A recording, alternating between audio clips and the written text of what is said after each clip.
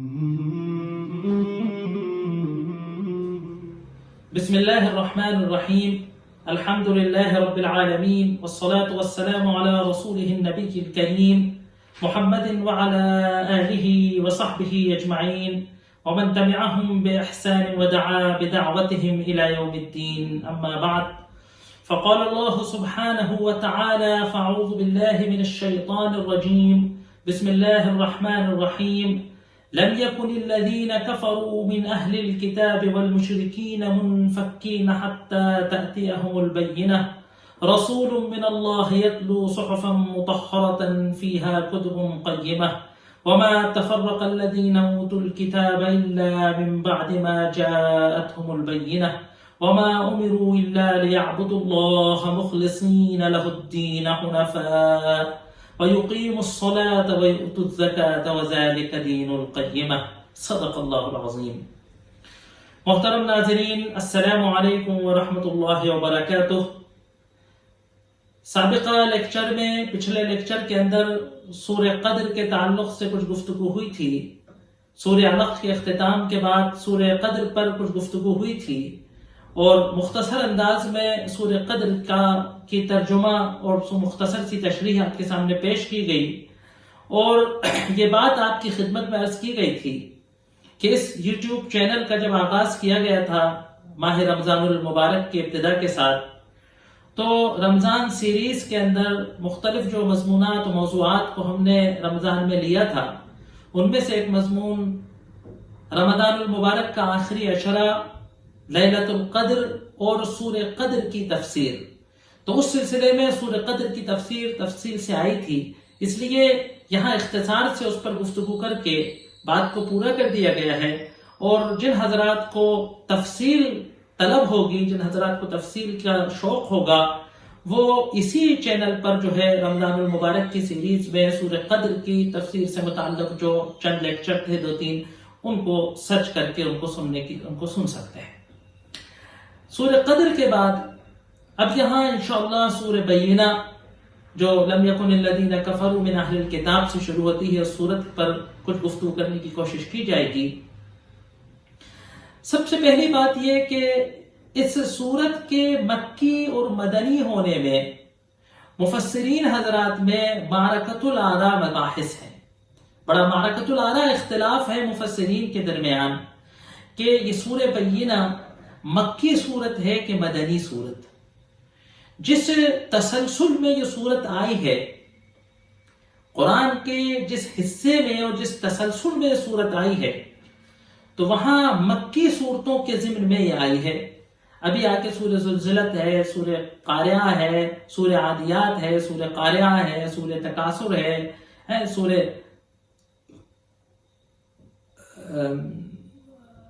عصر ہے، سورہ آگے مختلف سورت. تو یہ پورا مکی قرآن کا تسلسل ہے. لیکن جو مضامین ہیں اس سورت کے اندر، ان مضامین پر دو طرح سے جو ہے غور کیا جا سکتا ہے.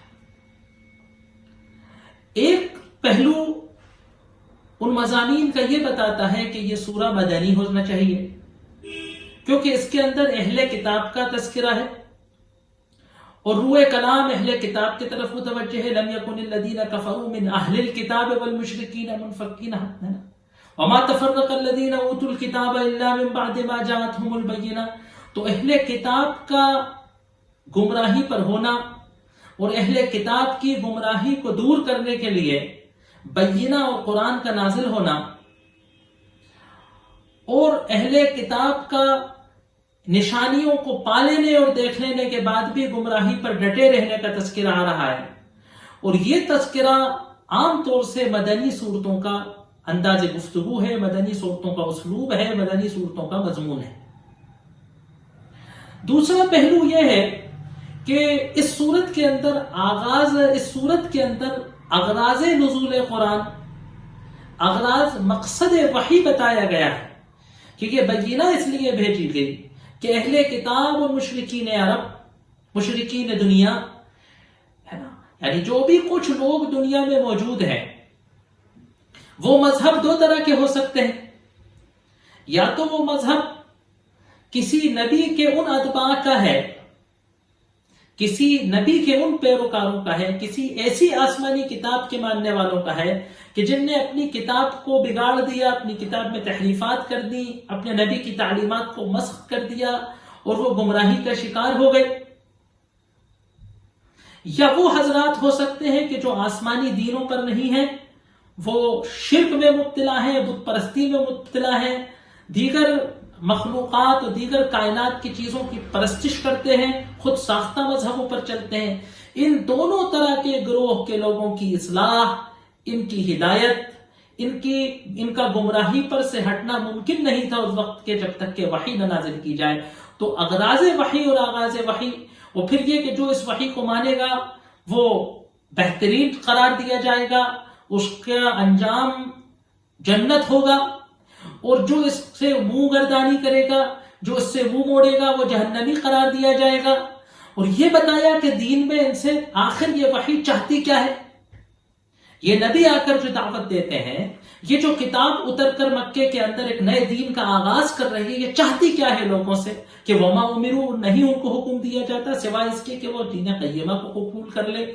تو اگر اس مضمون کے اشارے کو دیکھا جائے تو اس سورت کا مکی ہونا بھی مستبعد نہیں ہے،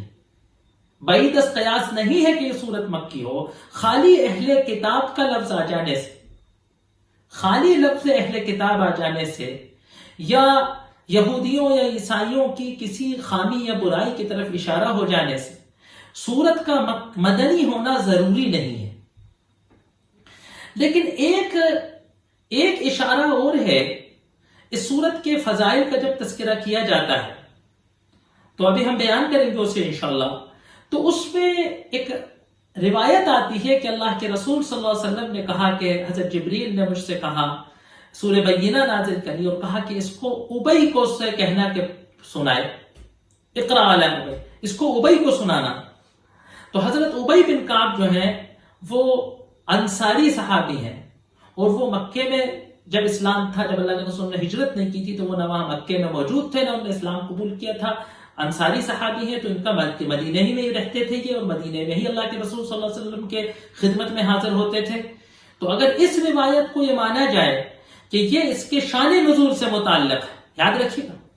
اگر اس روایت کو اس کے شان نزول سے متعلق مانے تو پھر ہم کو یہ ماننا ہوگا، پھر راجع ہو جائے گا یہ قول کہ یہ سورت مدنی ہے۔ لیکن اگر ہم یہ مانیں کہ سورت پہلے سے نازل ہو گئی تھی اور یہ حضرت ابی کے خوش لہن قاری ہونے اور ان کا صاحب قرآن، کتاب وحی میں ان کا شامل ہونا، اور قرائے مدینہ جو تھے، جو چند صحابہ جو قرہ سے ملتے تھے، سارے صحابہ قرآن پڑھتے تھے اور سارے صحابہ کو قرآن یاد تھا، جس کو جتنا قرآن اس نے اللہ کے رسول سے سنا تھا یاد تھا، سب کو قرآن یاد تھا۔ لیکن کچھ لوگوں کو اسپیشلٹی دی گئی کہ وہ قراء تھے، ماہرین قرآن تھے، تو ان میں حضرت ابی سرکردہ مانے گئے ہیں۔ تو اگر حضرت ابی رضی اللہ عنہ کے فضائل میں اس کو شمار کیا جائے کہ سورہ بینہ تو نازل تھی، لیکن یہ حضرت ابی کی خصوصیت تھی، اللہ تبارک و تعالیٰ کی طرف سے ان کی قرات کا اور ان کی قرآن شناسی اور قرآن فہمی کا ان کا یہ فضیلت تھی کہ سورہ بینہ ان سے پڑھ کر سنانے کو کہی گئی، تو پھر یہ حدیث کافی نہیں رہے گی اس کے مدنی ہونے میں۔ تو میں نے کہا کہ یہ دونوں قول راجح ہیں۔ مشہور و معروف قول جو ہے، وہ زیادہ مشہور قول جو مفسرین کا ہے، جو زیادہ تر مشہور ہے، وہ مدنی ہونے کا ہے۔ لیکن میں نے آپ کے سامنے تفصیلی گفتگو اس لیے کی کہ مکی بھی اگر اس کو کوئی کہتا ہے تو مضمون سورت سے اور مضامین سورت سے اور ترتیب سورت سے یہ بات مستبعد نہیں ہے کہ اس کو مکی قرار دیا جائے۔ اس سورت کا نام بینہ ہے۔ ایک چیز جو ہے تعارف قرآن کے سلسلے میں جس وقت بات ہوئی تھی تو اس وقت ایک چیز ذکر کرنے سے شاید رہ گئی ہے، یا ہو سکتا ہے ذکر بھی آ گیا ہو، لیکن آج یہاں سورت کے تعلق سے بات ہو رہی ہے تو گفتگو ہو جائے۔ قرآن کریم کے اندر جو سورتوں کے نام ہیں یہ اس لیے نہیں ہے کہ ان مضامین کو کوئی اہمیت دی گئی ہے یا اس مضمون کا اس سورت سے کوئی بہت خاص رابطہ ہے۔ قرآن ایک عجیب و غریب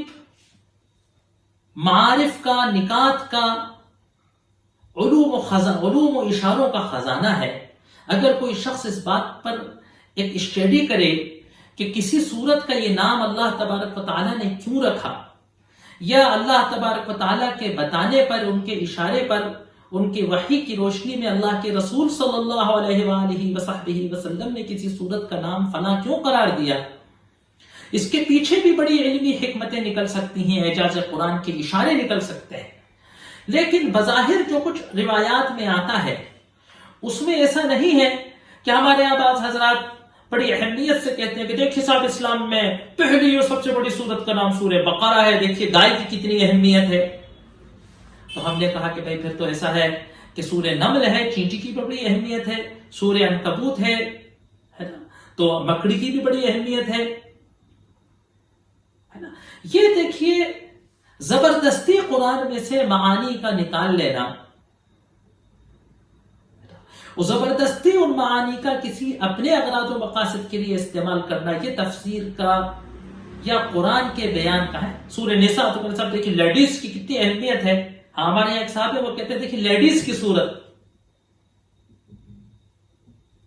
تو پورے قرآن کی شریعت کے اندر عورتوں کے احکام ہے، پورا قرآن لیڈیز کے لیے، المؤمنین والمؤمنات والمسلمین والمسلمات، الذاکرین اللہ کثیرا والذاکرات۔ قرآن جب کہتا ہے آمنو فلاں کام کرو، یا ایھا الذین آمنو، تو مرد اور عورت دونوں مخاطب ہوتے ہیں۔ سارے مفسرین کا، اصحاب تفاسیر اور اصحاب شریعت کا اتفاق ہے اس بات پر کہ جب بھی قرآن خطاب کرتا ہے تو تمام مومنین و مومنات کو خطاب کرتا ہے، سوائے اس کے کہ کوئی خاص حکم ہو جو مردوں کے لیے مخصوص ہو، یا کوئی خاص حکم ہو کہ جو عورتوں کے لیے مخصوص ہو۔ والمطلقات یتربصن بانفسهن ثلاثة قروء، کہ طلاق والی عورتیں 3 مہینے اپنے آپ پر اپنا مراقبہ رکھیں، اپنی ماہواری کا خیال رکھیں، تو یہ خالی عورتوں کے لیے مخصوص ہے۔ یا مردوں سے کہا جا رہا ہے کہ وہ عورتوں کو مہر ادا کرے،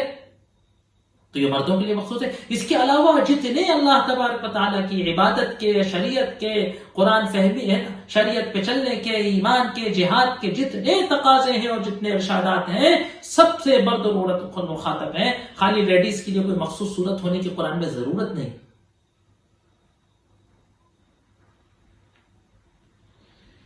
تو یہ بات ہمارے ذہن میں رہنا چاہیے کہ قرآن میں جو صورتیں ہیں ان کے نام 2 طرح سے ہیں، 2 طرح سے۔ زیادہ تر قرآن کی صورتوں کا نام علامتی ہے۔ علامتی نام ہے کسی چیز کے تذکرے کی وجہ سے، اس صورت کے اندر وہ لفظ آ جانے کی وجہ سے، وہ قصہ آ جانے کی وجہ سے جو ہے اس صورت کا نام رکھ دیا گیا ہے۔ جیسے سورہ بقرہ، تو یہ صورت گائے کے چیپٹر پر، گائے کے مضمون پر، گائے کے فضائل پر، گائے کی خصوصیات پر نہیں ہے۔ اس صورت کا بنیادی عنوان گائے نہیں ہے، بلکہ بنی اسرائیل کے اندر حضرت موسیٰ علیہ السلام کے ساتھ گائے سے متعلق بنی اسرائیل میں ایک واقعہ آیا ہے نا، اور اس کے اندر ذکر لفظ بقرہ آیا، ان اللہ یأمرکم ان تذبحوا بقرہ، لفظ بقرہ آیا تو سورۃ البقرہ یعنی وہ سورت کہ جس کے اندر گائے کا تذکرہ آیا ہے یا گائے کا لفظ آیا ہے۔ سورہ آل عمران وہ سورت کہ جس کے اندر آل عمران کے خاندان والوں کا تذکرہ آیا ہے۔ ان اللہ اصطفى آدم ونوحا وآل ابراہیم وآل عمران علی العالمین۔ تھوڑا سا اس کے اندر جو ہے آل عمران کا، حضرت عمران کی بیوی اور ان کی بیٹی مریم اور ان کو مریم کے بیٹے حضرت عیسیٰ اور ان کی ولادت، اس کے تعلق سے چند آیات آئی ہیں، ادھر اشارہ ہو۔ سورہ یونس جس میں حضرت یونس کا واقعہ ہے، اور بھی نبیوں کا واقعہ ہے لیکن علامتی نام کہ اس کا رد دیا گیا۔ سورہ ہود، سورہ یوسف، اور کچھ صورتیں ایسی ہیں قرآن کی کہ جن کے اندر جو اپنے ابتدائی الفاظ سے جہاں شروع ہوئی، قاف والقرآن المجید تو سورہ قاف نام ہو گیا، صاد والقرآن ذی الذکر تو سورہ صاد نام ہو گیا ہے نا، اذا زلزلت الارض تو سورہ زلزال نام ہو گیا، القارعۃ والقارعۃ تو سورۃ القارعہ نام ہو گیا۔ تو بعض صورتیں وہ ہیں کہ جو پہلے لفظ سے شروع ہوئی، پہلی آیت میں جو بات آئی وہ آگے کی سب والی صورت ہے نا، حامیم تنزیل تو اس طریقے سے۔ کچھ صورتیں ایسی ہیں قرآن میں، کچھ صورتیں ایسی ہیں قرآن میں کہ جن کا نام ان کے مضمون پر مشتمل ہے، ان کے مضمون پر مشتمل ہے. جیسے سورۃ الفیل، تو اس کے اندر لفظ فیل آیا ہے، الم تر کیف فعل ربک باصحاب الفیل، لیکن پوری فیل کی کہانی. سورہ قریش، لإلاف قریش، لفظ قریش آیا لیکن پوری سورت کے اندر قریش پر جو اللہ کے انعامات ہے اس کا تذکرہ. سورۃ الاخلاص، اس کے اندر تو کوئی لفظ اخلاص آیا ہی نہیں، لیکن سورۃ الاخلاص کے جو خالص توحید کو بیان کرنے والی سورت ہے نا. تو کچھ صورتیں جیسے سورہ یوسف، تو اس میں حضرت یوسف علیہ السلام کا قصہ ہے. سورہ نوح، تو اس کے اندر حضرت نوح کا مختصر سا قصہ ہے لیکن پورا ان کا ہی بیان کیا ہے. تو اس طریقے سے کچھ صورتیں ایسی ہیں قرآن پہ کہ علامتی کے ساتھ ان صورتوں کا بنیادی مرکزی مضمون بھی وہی ہے جو ان کا نام ہے، لیکن باقی اکثریت صورتوں کی ایسی ہے کہ جن میں علامتی نام. تو اس صورت کا نام بینہ اس لیے ہے کہ اس کی پہلی آیت میں علم ہے نا، لم یکن الذین کفروا من اہل الکتاب والمشرکین منفکین حتی تأتیہم البینہ ہے نا. تو بینہ یہاں جو لفظ آیا ہے اس سے اس سورت کا نام بینہ ہے. اب یہ لفظ بینہ بڑا عام لفظ ہے اور بہت ساری مسلمانوں کے اندر تنظیموں کا، بہت ساری جو ہے وہ اداروں کا، بہت ساری جو ہے تحریکوں کا نام میں بینہ لفظ بڑا استعمال ہوتا ہے، کیونکہ قرآن کے جو نام ہے ان میں سے ایک نام البینہ ہے. یہ واضح وہ وحی ہے کہ جو اللہ تبارک و تعالیٰ نے اپنے بندوں پر نازل کی. عربی زبان میں کہتے ہیں بینہ ہے نا ایویڈنس کو، دلیل کو ہے نا، ثبوت کو ہے نا. قامت علیہ البینہ، گواہی کے ساتھ ہے نا، جو چشمدید گواہی کے ساتھ، عدالتی ایتھنٹکس کے ساتھ ہے نا، وہ ثبوت کے جس کو قاضی مانتا ہے اور اس پر فیصلہ کر دیتا ہے، اپنا دو ٹوک دلیل کو، نہ کاٹے جانے والی دلیل کو بینہ کہا جاتا ہے. اسی لیے برہان بھی دلیل کو کہا جاتا ہے، لیکن برہان علمی دلیل کو کہا جاتا ہے. بینہ قانونی دلیل کو کہا جا سکتا ہے جس کو عدالت میں کاٹا نہیں جا سکتا، جس کی جرح کے بعد آپ نے ثبوت پیش کیے، عدالت میں قانونی جرح ہوئی، جرح کے بعد عدالت نے اس کو ایویڈنس تسلیم کر لیا اور اس کی بنیاد پر فیصلہ سنایا، اس کو بینہ کہا جاتا ہے. حدیث کے اندر بھی جب قضا کے نظام میں بینہ علیہ البینہ، اس کو دلیل لانی ہے، اس کو ثبوت لانا ہے، اس کو گواہی پیش کرنی. تو وہ گواہی کہ جس کے پیش کر دینے کے بعد کفر و شرک بے دلیل ہو جائے گا، غیر قانونی قرار دے دیا جائے گا ہے نا. اب جو کفر و شرک کرے گا وہ قانونی مجرم ہے. یہ بینہ کو بیان کرا گیا ہے اس صورت کے اندر، اور یہ بینہ کیوں آئی ہے اس بات کو بیان کیا گیا ہے. اور بینہ کیا چیز بینہ ہے، بینہ کیوں آئی ہے، اور بینہ میں کیا ہم سے مطلب کیا گیا ہے نا. اس کو اگر ہم قبول کریں تو ہمیں کیا کرنا ہوگا، اور اگر ہم نے اس کو قبول کیا تو ہمارا انجام ہمیں کیا فائدہ ہوگا، اور اگر ہم نے بینہ کو ٹھکرا دیا ہے نا، اس واضح ثبوت کو نہ تسلیم کیا تو ہمیں کیا نقصان اٹھانا پڑے گا. یہ اس صورت کے اندر مختصر انداز میں بیان کیا گیا ہے. اسلوب اور انداز اگر دیکھا جائے گفتگو کا تو وہی مکی گفتگو کی طرح ہے کہ بہت مختصر الفاظ کے اندر، دو ٹوک الفاظ کے اندر، فیصلہ کن فقروں کے اندر بڑی بڑی باتوں کو کہہ دیا گیا ہے. یہ ابتدائے وحی کا وہ زمانہ ہے، چاہے سورت مکی ہو یا مدنی ہو، کیونکہ اس کا اسلوب اس انداز کا ہے کہ اس کو قرآن کے اس حصے میں رکھا گیا ہے کہ جب ابتدائے وحی جو ہے ذہن سازی والی صورتیں، میں اس آخری منزل کی صورتوں کو کہا کرتا ہوں، اور ہمارے جو قرآن فہمی کے ساتھی ہیں، جو قرآن فہمی میں دلچسپی رکھتے ہیں، ہمارے جو طلبہ ہیں، ان کو نصیحت کی جاتی ہے کہ قرآن کے اس حصے پر بڑے غور و تدبر کے ساتھ پڑھیں. سارے قرآن کو غور و تدبر کے ساتھ پڑھا جانا چاہیے. سارا ہی قرآن اس لیے ہے کہ اس پہ غور و تدبر کیا جائے اور اس کی ایک ایک آیت سے، ایک ایک حرف سے، ایک ایک لفظ سے، ایک ایک حرف سے ہے نا، اس سے استفادہ کیا جائے، اس سے اپنی زندگی کو سنوارا جائے. قرآن نازل ہی اس لیے ہوا ہے. لیکن خاص طور سے یہ جو صورتیں ہیں یہ اس ابتدائی دور کی صورتیں ہیں کہ جس میں ذہن سازی کا کام کیا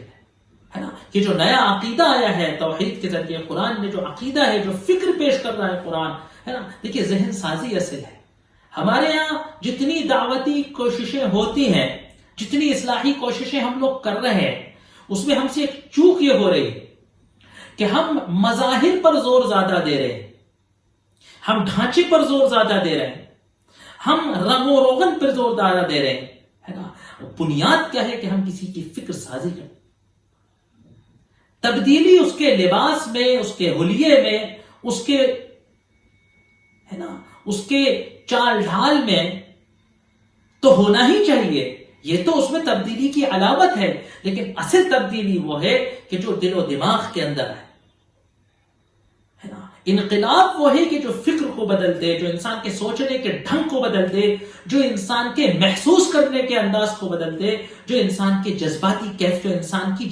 کیفیت کو بدل دے، یہ ہے اصل انقلاب۔ اس تبدیلی سے جو مظاہر میں تبدیلی آئے، اس تبدیلی سے جو روش میں تبدیلی آئے، اس تبدیلی سے جو اوپر تبدیلی نظر آئے، وہ پائیدار تبدیلی ہو۔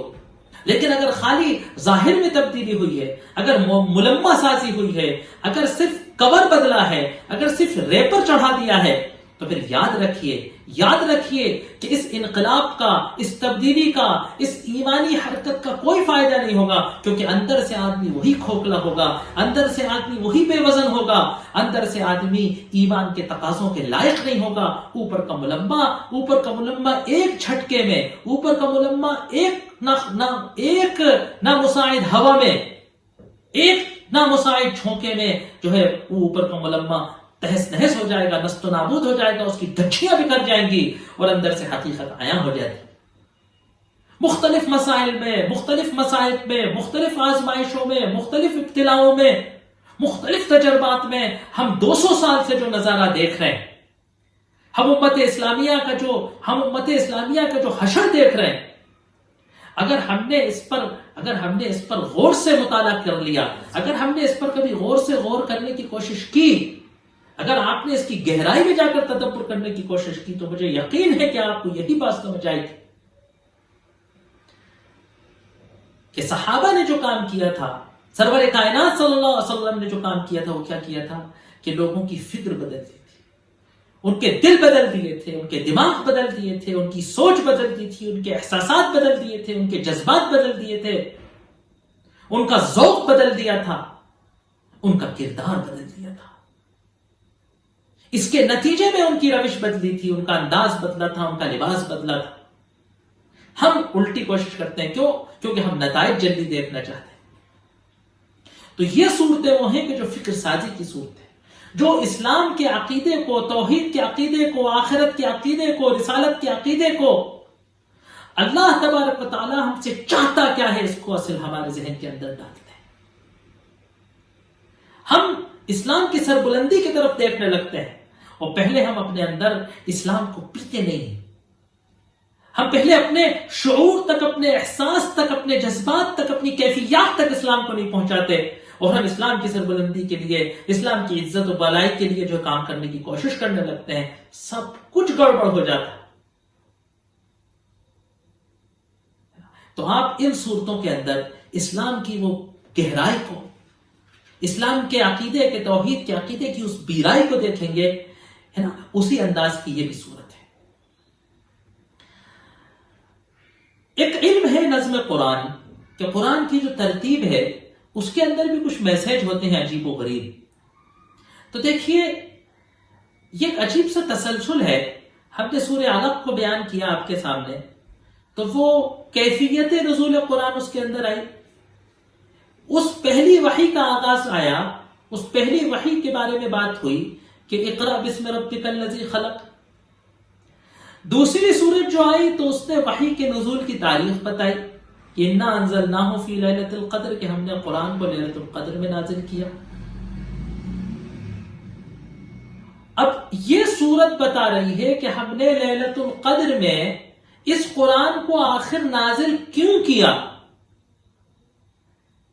ایسا لگتا ہے کہ ایسا لگتا ہے کہ اقرا انا انزلناہ فی لیلۃ القدر کے بعد ایک سوال قائم ہوا کہ لما انزلہ، اللہ نے اس قرآن کو آخر اتارا کیوں ہے؟ تو کہا کہ اس لیے اتارا ہے کہ لم یکن الذین کفروا من اہل الکتاب والمشرکین منفکین حتی تأتیہم البینہ، ہرگز اہل کتاب، لم یکن الذین کفروا، ہرگز وہ لوگ اہل کتاب کے کافر اور مشرکین اپنی روش نہیں چھوڑنے والے تھے، منفکین، انفق کو انفکاکا عربی میں کہتے ہیں چھوڑ دینا، جدا ہو جانا، وہ اپنی روش سے، وہ اپنے کفر سے، وہ اپنے شرک سے، وہ اپنی گمراہی سے، وہ اپنی اس گمراہ زندگی کو ہرگز چھوڑنے والے نہیں تھے، وہ اپنے طریقے کو، اپنے عقیدے کو، اپنے اعتقادات کو، اپنے سوچنے کو، ہے نا، بدل نہیں سکتے تھے اس وقت تک کہ جب تک کہ تأتیہم البینہ، ان کے پاس کوئی دو ٹوک دلیل نہ آ جائے، کیونکہ معاملہ اتنا بگڑ چکا تھا اور زمانے سے، صدیوں سے اتنا بگاڑ پیوست ہو چکا تھا، اور کفر و شرک کی بدعقیدگی اور غلط عقیدے اور غلط فلسفوں کی بالادستی اتنی بڑھ چکی تھی کہ اب اصلاح کے لیے چھوٹی موٹی کوششیں، چھوٹے موٹے مصلحین کا کچھ کد و کاوش جو ہر زمانے میں موجود تھے، اہل کتاب کے اندر بھی نیک لوگ موجود تھے، مشرکین عرب کے اندر حنفاء موجود تھے، ایسے لوگ موجود تھے کہ جو اصلاح اور ریولوشن کا کام کرنا چاہتے تھے، لیکن قرآن بتا رہا ہے کہ کیفیت حالات اتنے بگڑ چکے تھے، بدعقیدگی اتنی پام پسار چکی تھی کہ اب بینہ کے نازل ہوئے بغیر، دو ٹوک دلیل کے نازل ہوئے بغیر، ایک ایسا ثبوت کہ جس کی وضاحت کے سامنے، جس کے نور کی دمک کے سامنے باطل کا کوئی وجود نہ بچے، جب تک ایسا بینہ نہ آ جائے، جب تک یہ کافر و مشرک اپنی روش نہیں چھوڑنے والے ہیں۔ دو باتیں پتہ چلی کہ ایک تو یہ کہ قرآن بینہ ہے، نزول وحی کا نازل ہونا یہ بینہ ہے، اور دوسری بات یہ پتہ چلی کہ یہ قرآن خالی مشرکین عرب کو، جزیرت العرب میں رہنے والے مشرکوں کو ہی نہیں خطاب کرتا جیسے کہ آج 21ویں صدی کے کچھ روشن خیال مستشرقوں کا سوچنا ہے، بلکہ قرآن نے واضح یہ بات کہہ دی کہ اہل کتاب، یہود و نصارہ، کہ جو نزول قرآن کے زمانے میں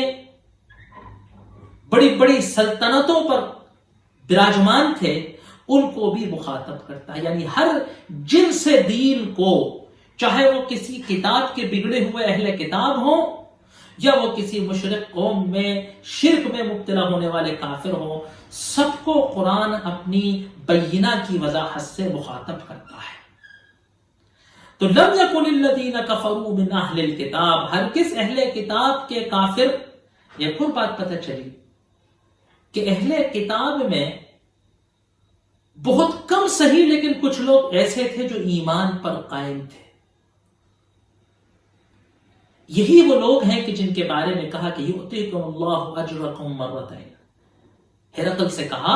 کہ تم عیسائیت پر ہو، اگر اسلام قبول کر لو عیسائیت کی روشنی کو دیکھ کر، تو تمہیں اللہ اجر، 2 بار ایمان لانے کا اجر دے گا۔ تو ایک بات اس آیت سے اشارہ ملا کہ کچھ اہل کتاب اتنے حق پر قائم تھے، ظاہر سی بات ہے موسیٰ علیہ السلام کی شریعت مٹ چکی تھی، تورات میں تحریف ہو چکی تھی، مکمل حقیقی تورات موجود نہیں تھی، لیکن کچھ لوگ ایسے موجود ضرور تھے کہ جو کچھ تورات میں توحید کا، رسالت کا، ختم نبوت کی پیشن گوئیوں کے جو بقایا تھے، ایماندار لوگ تھے، وہ اس پر قائم، اتنے حق پر ضرور تھے کہ بینہ جیسا ہی اللہ کے رسول صلی اللہ علیہ وسلم کی توحید بعثت کی خبر سنی تو وہ ایمان لے آئے، جیسے ورقہ ابن نوفل تھے، ہے نا، جیسے عبداللہ ابن سلام تھے، ہے نا، جیسے نجاشی تھے رضی اللہ عنہم، یہ جو کچھ حضرات تھے کہ جو سنتے ہی، دیکھتے ہی،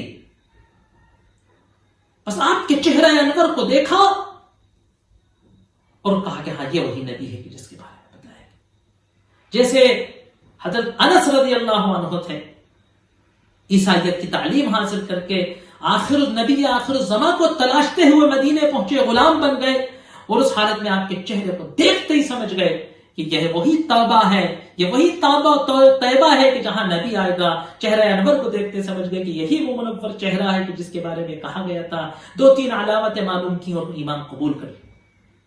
تو لم یکن الذین کفروا من اہل الکتاب والمشرکین. تو ایک اور بات پتہ چلی کہ اہل کتاب میں سے کچھ ایسے ہیں کہ جن نے کفر کیا زیادہ تر نے، لیکن کچھ ایسے ہیں کہ جو حق پر قائم.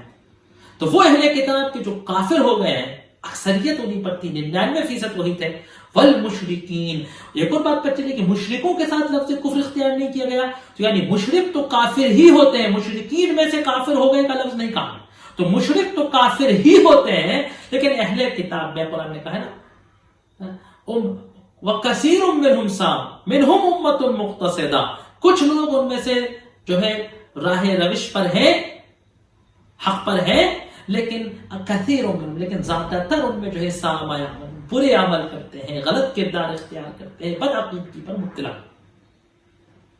اب بینہ کیا ہے انشاءاللہ اس کو بیان کیا جائے گا کہ رسول من اللہ یتلو صحفا مطہرہ. بڑی قیمتی بات آ رہی ہے کہ بینہ نہ قرآن اکیلا بینہ ہے، نہ حدیث نبی کی سیرت اکیلا بینہ ہے. رسول من اللہ یتلو صحفا مطہرہ، اللہ کا رسول کہ جو صحف مطہرہ سناتا ہے. اس پر انشاءاللہ گفتگو کرنے کی کوشش کریں گے آگے. وآخر دعوانا ان الحمد للہ رب العالمین.